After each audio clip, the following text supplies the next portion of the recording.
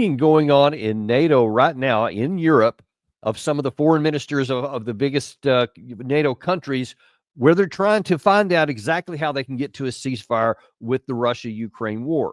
And of course, as the issue has been going on with the Trump administration for quite some time with Russia, they've been trying to figure that out. Well, now NATO wants to put a little bit more pressure on Russian President Vladimir Putin, saying that he must agree to a deadline for peace or face the consequences.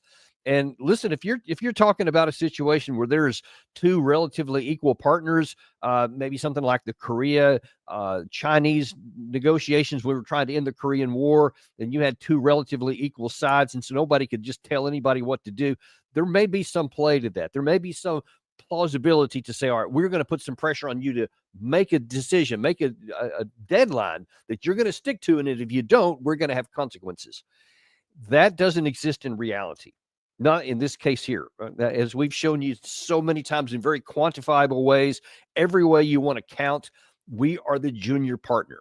Now, that doesn't sit well with American audiences or Western audiences writ large, but that doesn't change the reality of the fact.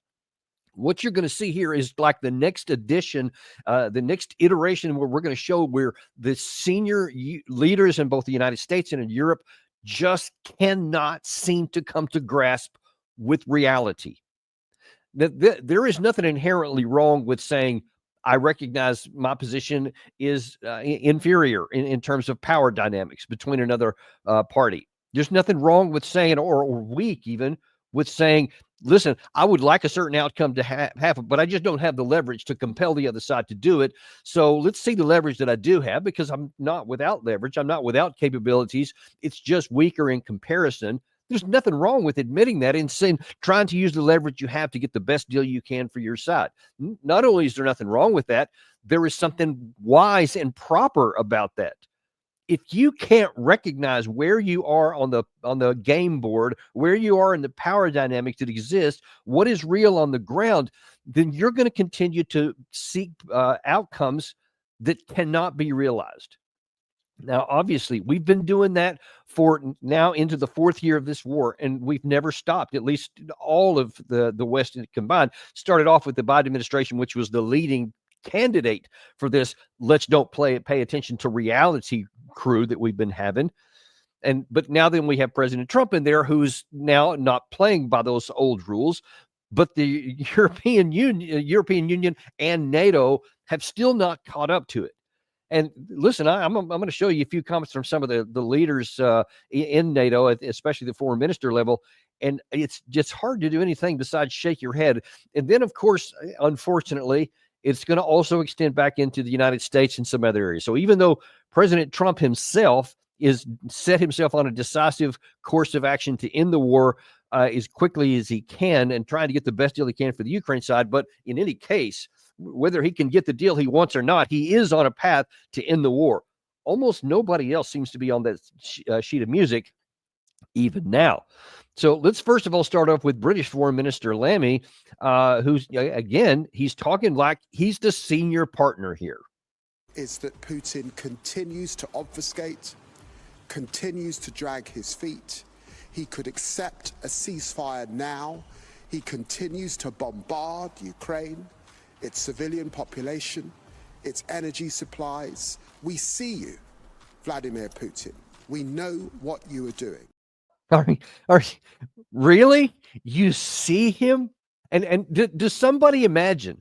Does Minister Lammy imagine that word is going to get translated and get back to Vladimir Putin, and he's going to go, "Oh, dang! I didn't know that they could see us." I mean, come on, man.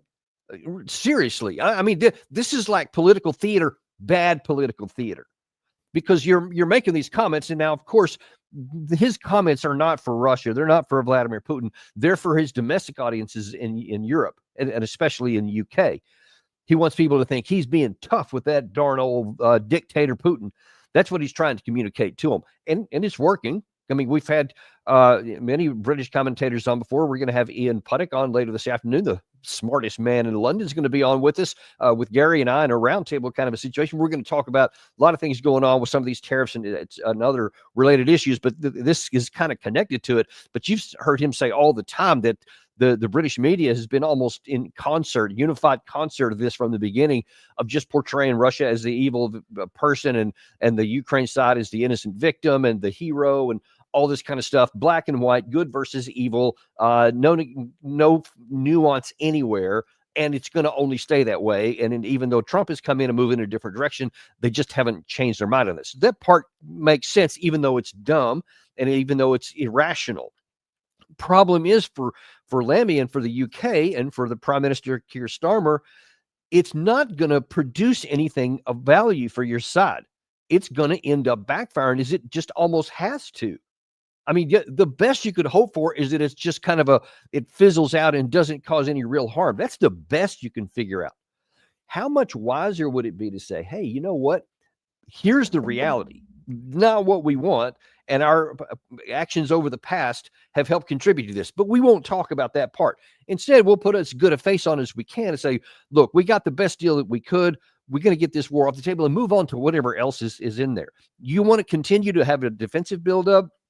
You want to keep on using Russia as a figure to justify big defense budgets and whatever? I guess you can do that. But then at least the war is off the table. So now then you can just get back onto these other things here. Now, I don't know, perhaps the thought is, well, if we get the war off the table, then that will lower the threat that we can say that Russia poses, and that now the people won't be as likely to, in a domestic case, they won't be as likely to justify larger defense budgets that they want right now, because they want to have the most they've sent to Ukraine in all all the years of the war this year, even in spite of all the attempts to get peace. They say they want to have this big defense buildup, go up to 2.5% of GDP, et cetera. Maybe they're just thinking, well, it's hard to do if there's no active war to be showing, and there's no evil puppet that we can keep holding up in front of the cameras and saying, oh, that evil Putin, we see what you're doing. Maybe that's what he's trying to do. I can only guess. I don't have any insider information on that one whatsoever. I'm just looking at what we can see from the outside. I can see what is real on the ground. I can see what they're saying with their mouths, but trying to ascribe a value and a motive behind it is just guesswork, unfortunately. But I can say with some pretty strong confidence, this won't end anything good for UK. And I can tell you with absolute certainty that it will continue to bleed Ukraine to death. Every day we go on with this kind of fiction, more Ukrainian men die. Every day that goes by, more Ukrainian territory is lost to the Russian side perpetually. And listen, even in his comments right there, he says, yeah, Russia is dragging their feet. They're not coming to the table. They're continuing to fight. Well, no kidding, Mr. Lammy. That's what they said they would do. We've shown you so many sound bites over the months, especially since Trump was elected, where the Russians have said exactly that. In fact, they had said categorically they wouldn't do any kind of a pause or ceasefire or truce or anything like that. They would only negotiate an end, and until they had an end that they wanted, they were not going to stop fighting. When Trump had his personal phone call with Putin a month or so ago, then they said, all right, we'll consider it. So they moved a little bit, but the conditions they put on these talks are very high. Lammy here keeps talking about how the Russian side is dragging its feet. They're not dragging their feet. They're just setting high standards for meeting it, which you haven't met. And it's not just Lammy. That's just one guy. Let's take a look at Barrot, the foreign minister from France, who plays a similar theme.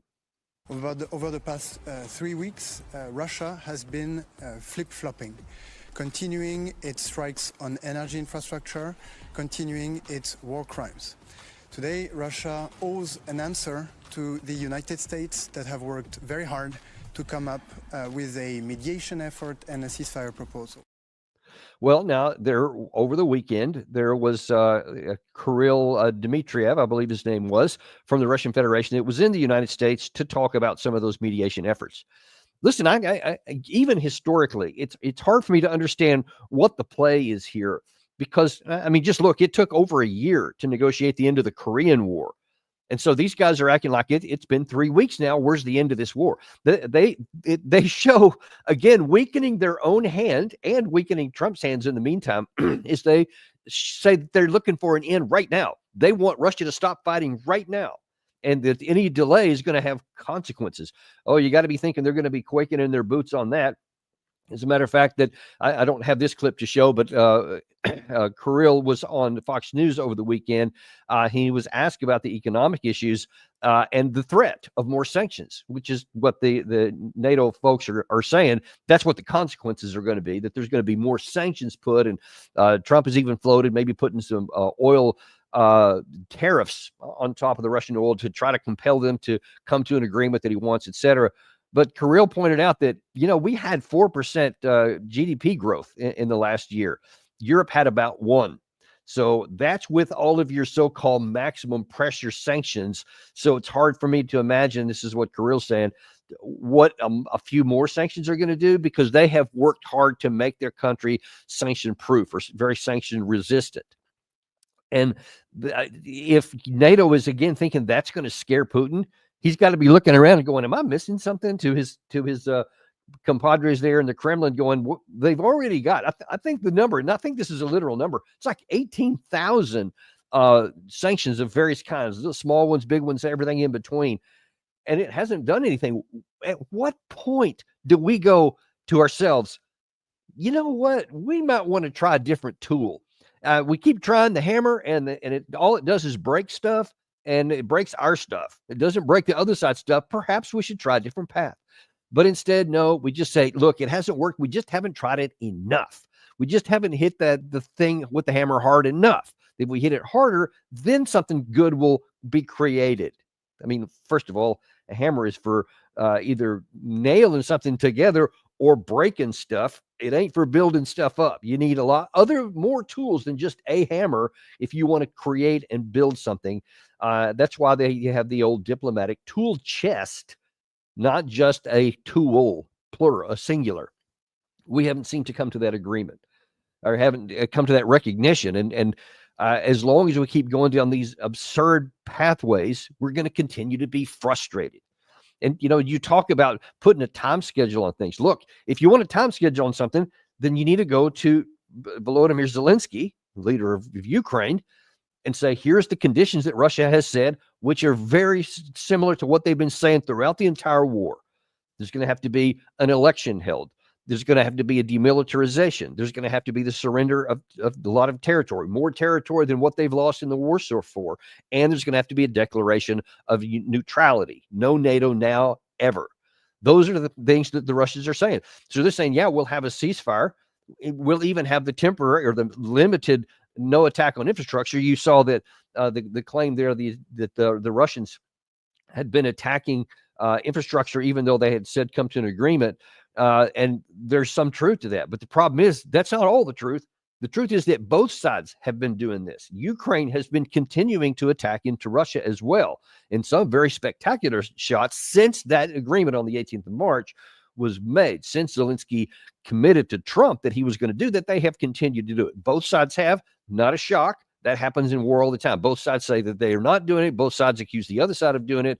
But an honest evaluation of what's happening on the ground shows that both sides are violating the ceasefire. And they're going to continue to do so until they get to the point where one side or the other gets tired of this and says, all right, well, I guess we're going to have to give in on something. See, that is what is necessary to get to a ceasefire and then to an end of war negotiation terms. One side finally has to be worn out until it realizes that it will no longer benefit by continuing to fight, or they'll lose the war. That's a point of contention on the American side, which I'll get to in a minute. But that is the reality. And so far on the diplomatic side, NATO or the United States don't seem to haven't seemed to come to that conclusion yet. So that was France and Britain's foreign minister. The U.S. Secretary of State Rubio is at the same meeting, and he had a slightly different message. Here's what the president wanted to do. He wants to end this war, and he wanted to test it very early in his administration. Is it possible to end this war on terms that are acceptable, obviously, to both sides? Because you can't end a war unless both sides agree. And that's what we're in the process of finding out. We will know soon enough, in a matter of weeks, not months, whether Russia is serious about peace or not. I hope they are. It would be good for the world if that war ended. But obviously, we have to test that proposition. So we're working through that process. We had a visitor, Mr. Kirill was here this week, had a chance to sit down with him. He met with others. He'll take some messages back, and the message is the United States needs to know whether you're serious or not about peace. Ultimately, Putin will have to make that decision. The Russian Federation will have to make that decision. I think the Ukrainians have shown a willingness to enter, for example, into a complete ceasefire to create space for negotiation. At some point here, fairly soon, not 6 months from now, you know, the Russians and Putin will have to make a decision about whether they're serious or peace or not, and I hope they are serious. So it would be good for the world if that were. What is he talking about if they're serious about it or not? You need to find out. You already know they are. They have never said anything besides that from before the war and in all cases during the next 3 years and today. That's why Kirill was here. That's why Putin agreed to talk with Trump. That's why he's willing to say, all right, we'll consider a ceasefire, even though they had previously not. They want to end the war, but only on terms that they feel like they can trust and only with what they can control with their own hands. That's the big problem. You keep saying, and all of your compadres there, that you want to see if Russia's serious about it. How's about looking on the other half of this equation to see if Ukraine is serious about it? That's what hasn't happened yet, because Russia has its terms very clearly laid out. What is not clear at all is whatever the West wants to do. They have not put out a clear enunciation of what they're seeking. Only a just and lasting peace, that bumper sticker, which has absolutely no meaning. It's just a word. It's just a phrase that has no substance, and it's not backed up by here's what we want. Whereas the Russian side continually puts their detailed, enumerated list down of what they're looking for. So the question really is the Ukraine side willing to acknowledge and agree to that? Because if you don't, then you're in the situation that we are in right now, which is they're not going to agree to it. The Western allies are not going to agree to it. They're not going to compel compliance with it. They're going to keep on going. And in fact, that's what they've done so far, is they keep talking about, even in the midst of all this alleged peacemaking, they say, how can we give you more ammunition? How can we give more armored vehicles, et cetera? There's still people looking to do that. Germany has just offered a new deal here recently about a support package, all of which just goes to make Zelensky think, all I got to do is hold out a little bit longer. Maybe we can win this if we just can hold out. Or maybe Zelensky's thinking, I don't know about when, no time in the near future, but if I keep getting all this stuff, we can at least exist and survive. And then we'll figure it out later. Now, I think that's probably pretty close to what is going on in Zelensky's mind, because as I've said already, he's categorically, I have stated, he is not a legitimate negotiating partner, because he is incapable, not unwilling anymore. I think it's incapable of making the decisions necessary to bring the war to an end, making the tough calls on what he's willing to give in order to get the war over, because he still has this, I don't know if dimension is not the right word, but this delusion that if he holds out a little bit longer, that conditions can change and then he won't have to make up these things. But that's not the case. The fundamentals that go into war-making capacity at the national level are pretty cut and dried. And all he is accomplishing is to get more of his people killed and more of his territory lost. That's just the fact of it. But we can't come to the fact. So then we get back to this whole issue that I mentioned a minute ago. Has one of the sides come to the point to where they can say, all right, we can't get what we want this way, we're going to have to concede? The answer is no, it's not. And Rubio said at the beginning of that clip there, he said, obviously you can't come to you can't end the war unless both sides agree to the terms that's going to end it. Well, that's not accurate either. There is another alternative, and that is that one side, the Russian side, says, hey, we're just going to keep fighting until we defeat the other side, and then there's no negotiations. We don't have to worry about anything. We just issue terms of surrender. That's what they've done before. That's what they did with the Nazis in World War II, and they appeared to be on a track to do that again here. That I've heard someone say recently, could you imagine the Russian side in say December 1944, January 1945, when they were literally on a steamroll moving across the continent? Actually, you could even back it up further. You could say even back into 1943, when they clearly the dynamic had changed and it was irreversibly and irrevocably on the Soviet side. Yeah, let's go back to 43, late 43 for sure. Is that the war was already decided. There was no longer going to be the capability and manpower, equipment, or anything else from the German side even with all their allies, and the Soviet side with all of its allies and manpower, especially, they could just roll across, and there was nothing that was going to stop them. Can you imagine in that case that Stalin would have said, all right, you know what? The cost is just too high here. Let's go ahead and just end the war here in Romania, for example, when the lines had gotten into there, or even up to the German border, and said, all right, we'll have negotiated style here, and left Hitler in power. I mean, they would have been insane to do that, because they already knew what they were dealing with there. And if they had just stopped, there was ever possibility that the Nazis would be able to rebuild power, and then the war would continue on. So they didn't even entertain that possibility, because from the Russian side, they said, we will have security on our western flank, and one way or the other. And that one way turned out to be the only thing they could agree with then, because they could see Hitler was untrustworthy, and from their perspective, and therefore there was only one other way, and that was military victory. And I think a close proximity to that right now, obviously on a much lesser scale, but the conditions are similar, especially from the Russian side, in that Putin is saying, I'm not going to just stop the war here and leaving Zelensky in power, leaving all of this stuff in the Western military alliance inside the country, all of this weapons and ammunition training, intelligence, everything continuing to flow, when he would have no power over. So it's not, from the Russian side, it's not just about ending the conflict and stopping the killing. That's an important factor, but it's like 3 or 4 down the list. At the top of the list is their security. And so it would be, I would be shocked beyond belief. Until the war is over, everything has at least some theoretical possibility. But I would be shocked if Putin ever agrees to a negotiated settlement that doesn't require the denazification, according to their definition, or a demilitarization, and the territory where the Russian speakers are, which is the thing that went in, and obviously the no NATO clause. So those are all asked that so far the Ukraine side is not willing to entertain. And pushing this even on the U.S. side, I mentioned a minute ago, those are the diplomatic issues. There's also military issues. General Cavoli, the commander of the U.S. European Command, was interviewed or had to testify before the Senate Armed Services Committee yesterday.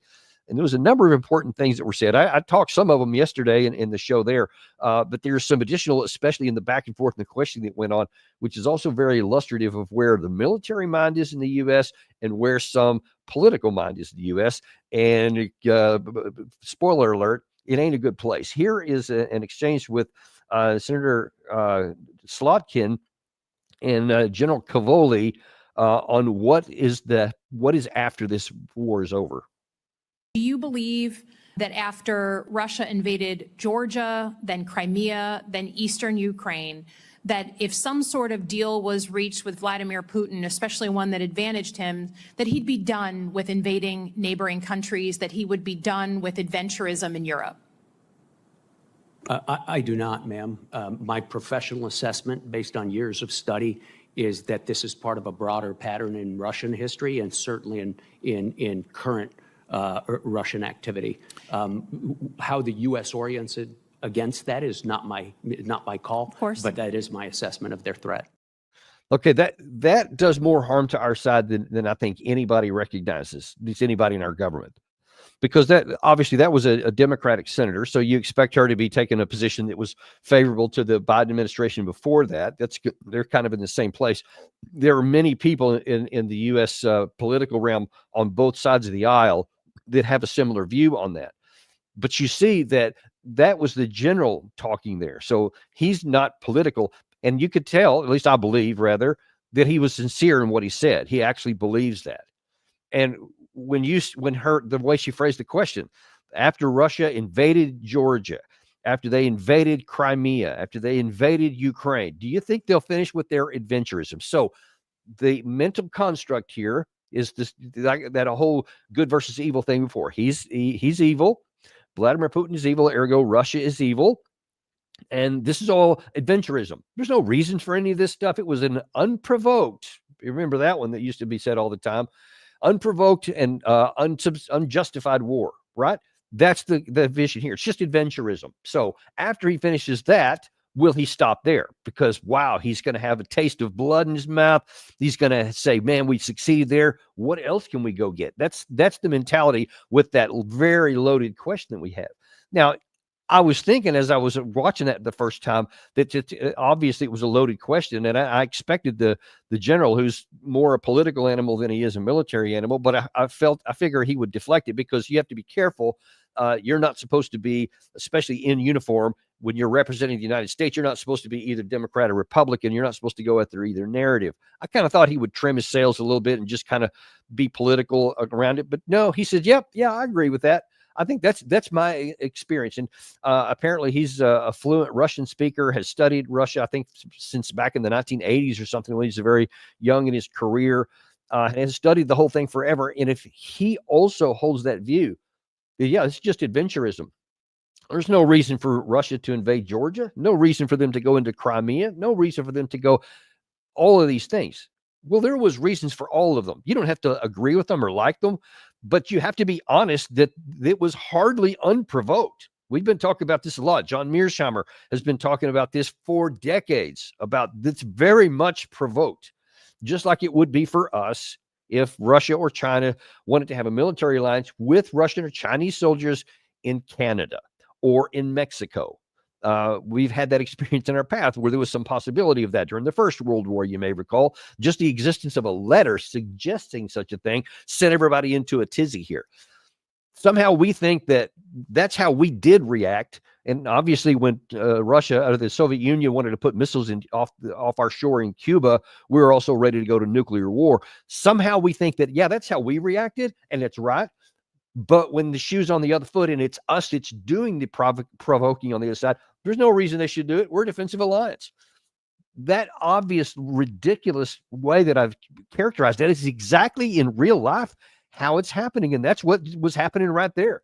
So even after all that's been going, after all the information that's been put out, that we keep talking about all the time, that's there in the open source for anyone to look at that they want to. Here are the senior leaders of our government in both the military and in the Senate keep having an ahistorical and an inaccurate view of understanding of things. The reason why that's so important is if you have a mental construct that you genuinely believe that's why these wars started, then that leads you to make choices and decisions that are unlikely to succeed and have a good possibility of getting you into more trouble.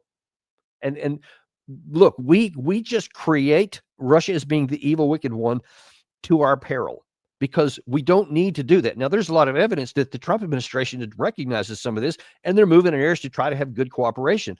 Trump said, I think on Air Force One last night, that they're working on some things, that they're trying to improve relations, and bilateral relations between the United States and Russia, because they want to have better relations so that we can get the prospect of war off the table. The Kirill on one of his interviews here in the United States actually said, yeah, I think that Trump has avoided World War III, because I think we were trending in that direction. So he's getting some credit for that. And you're trying to work on getting some business ties opened up between the U.S. and Russia. All those are good things, because they all lower the chances of having any future conflict. But if you keep these kinds of constructs that I keep showing you here, then we're going to have a real problem. And in fact, speaking about this, it's interesting to see the Russian reaction to that. On Fox News yesterday, Brett Baer actually showed Kirill the exact clip that I just showed you about Cavoli making that comment, and here's how he responded. If Russia gets a deal, makes a deal, is that the end of the adventurism going forward to other countries? Well, I think definitely so, and I would say there are lots of false and fake narratives circulating, such as Russia possibly going into Europe. I mean, that's just a crazy idea. And the problem is there are lots of crazy people and they discuss it together, so it becomes like crazy group crazy. And I think President Trump is very realistic. He knows it's not going to happen. And I think it's very important that there are safeguards in place. But what is dangerous is that there are lots of sort of false narratives, and people stay in those narratives. Before, the same people were proposing decisions on Ukraine that would never have worked. Yeah, see, it's so sad that it's hard to show clips that show the Russians being reasonable and logical. And yet that's exactly what happened in that clip there. Because he said, look, these people were proposing ideas that wouldn't have even worked and didn't work. categorically, provably, demonstrably on the ground, did not work, would never work, because they were not willing to see the ground as it exists.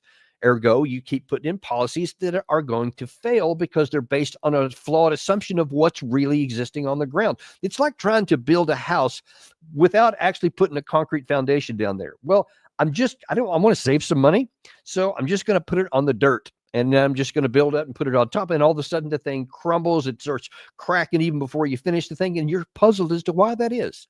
Because you didn't have the right foundation. And once you have the right foundation and understand what's on the ground, then you make allowances for that, and now then you can build something that's going to be stable on it.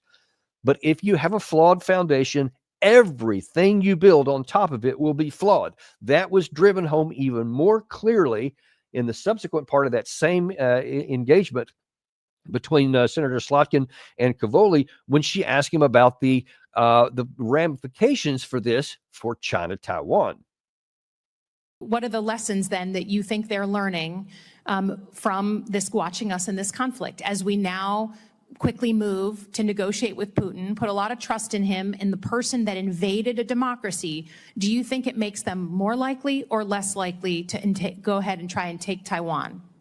Ma'am, I think they're learning lessons at every echelon, one of them being the policy-making and decision-making echelon.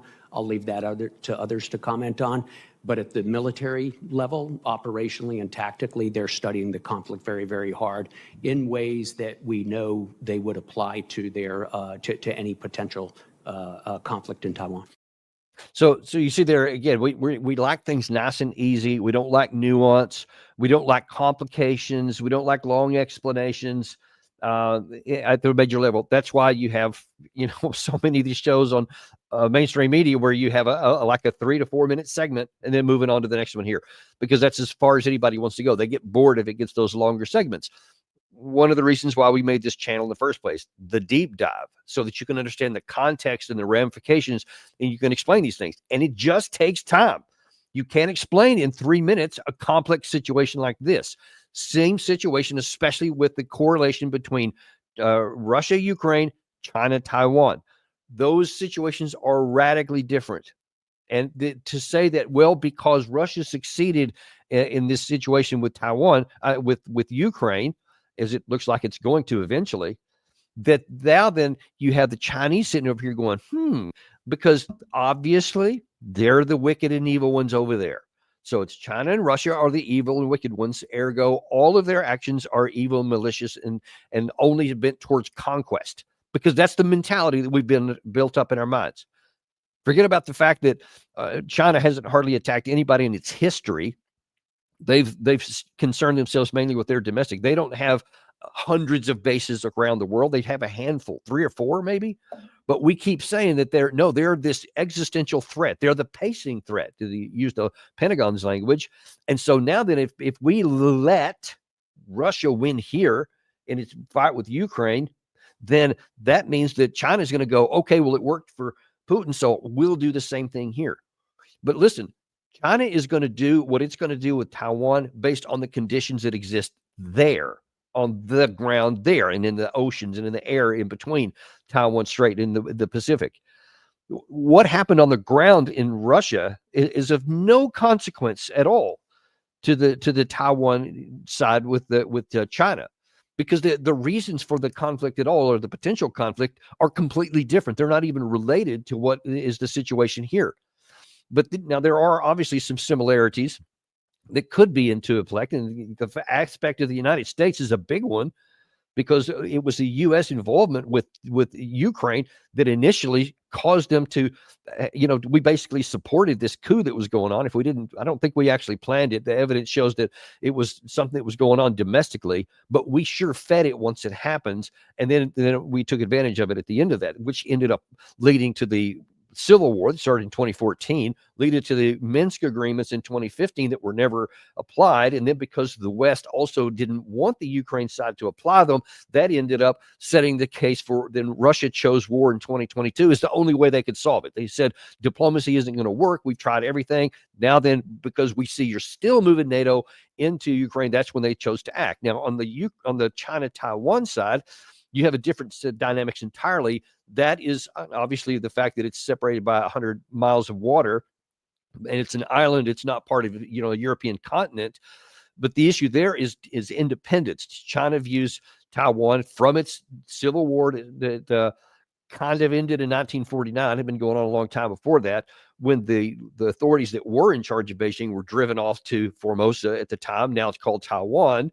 And they said, the Chinese side still says, as they've said every year since 1949, that that's just a part of China like it was before, and we're in charge of it. But they've said over time, that's all right. Well, if we keep the status quo, we can keep living with that for the time being, indefinitely, actually. But if that status quo changes, if they become an independent country, then that will be our trigger for war. They have never said anything openly besides, we will use force to reunify if we must.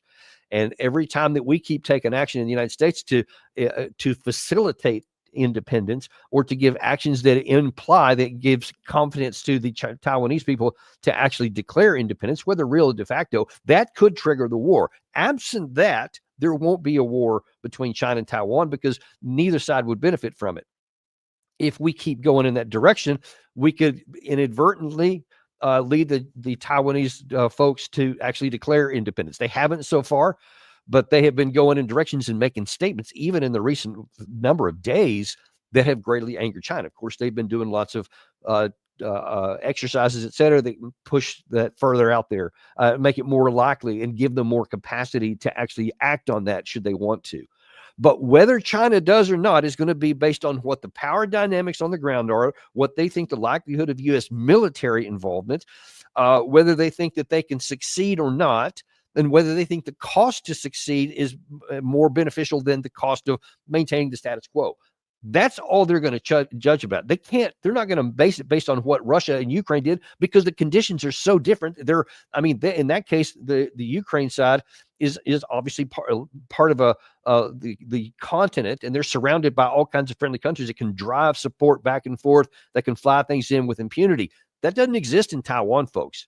You have, not only do you have 100 miles of water between Taiwan and China, and you got thousands of miles in almost all the other directions for people to get in. So China, as they demonstrated in their exercise a few days ago, they can surround it with military power. And then now you can't get anything in there. So it doesn't matter what Russia did, because China would even have as hard a problem cutting it off from supplies and isolating Taiwan if they wanted to do that. They wouldn't have the problem of this support. And I don't think China would ever allow that. If there was military engagements, then you're going to see a much wider war. So that's a really dangerous flashpoint. We'll cover that in some more detail in another echelon here. But that just shows you we're making decisions based on a flawed understanding of the Russia-Ukraine situation, which may apply to another, which would perversely make war more likely, not less. Let's hope we don't get down to that level. Let's hope that doesn't happen and we avoid that outcome.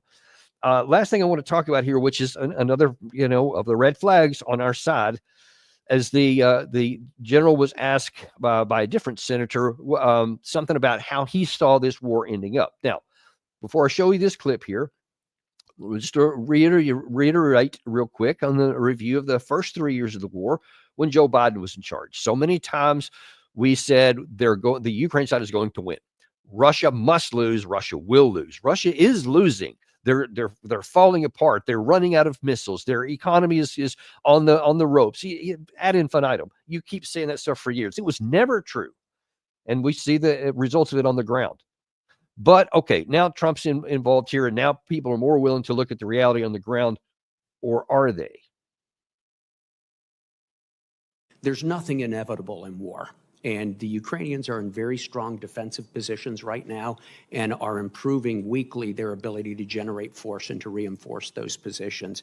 It is hard sitting here right now to envision a major Ukrainian offensive that clears everybody, out of every square inch of Ukraine.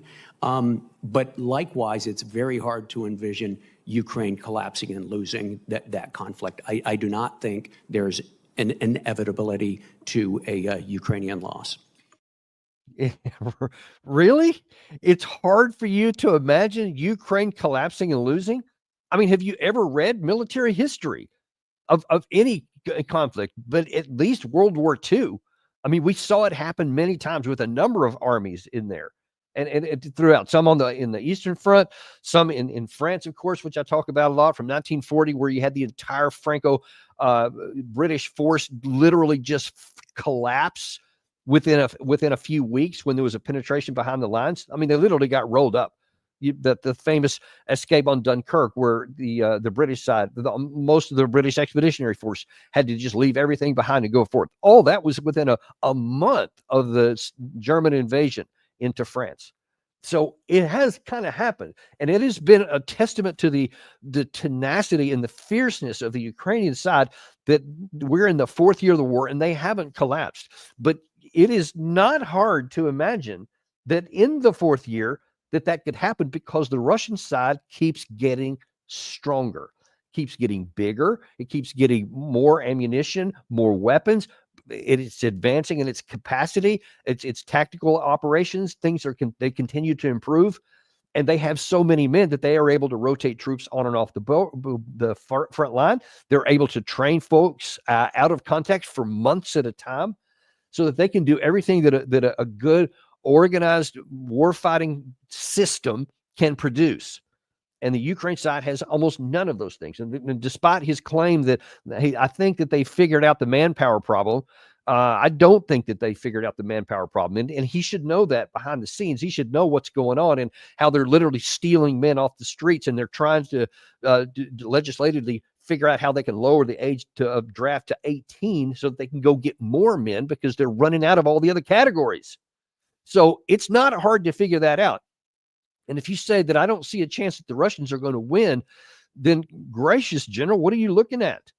I mean, and if this is we are left to wonder if this is just a public statement, but really behind the scenes, they're telling the White House and National Security Council, et cetera, what the truth is, what we're telling you. We can only be left to wonder. But you see, you can't keep lying. And you can't keep saying things that aren't true, because you feed into this public narrative that the senators were asking, because they want to know, is this something that we can win? Is this something that the Ukraine is going to lose?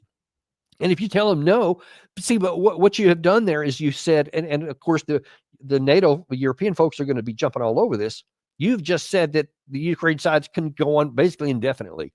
As long as we keep giving them stuff, they're not going to collapse, because the Russians aren't going to be able to move forward. And I know from personal experience here in the United States that there is almost no one, very, very few people in the United States think that there is a chance that the Ukraine side can lose the war, that there are maybe even fewer that think the Russians can win the war. And the difference between those two statements is that, one, you could just have, because of this nonstop, perpetual, inching ahead and the bombardments, that someday the Ukraine military can just collapse of its own weaknesses.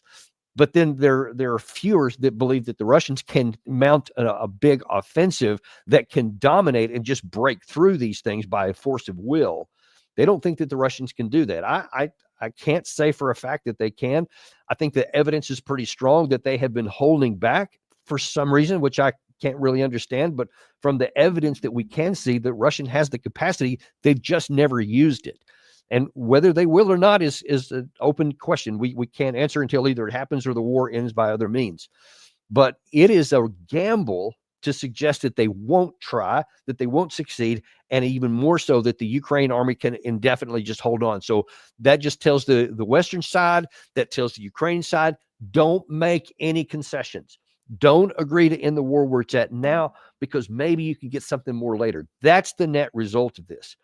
And the actual consequence of that, you talked about at the beginning of this episode here, that the Europeans were saying there will be consequences, Russia, if you don't reach a deadline and on a ceasefire that we have set for you.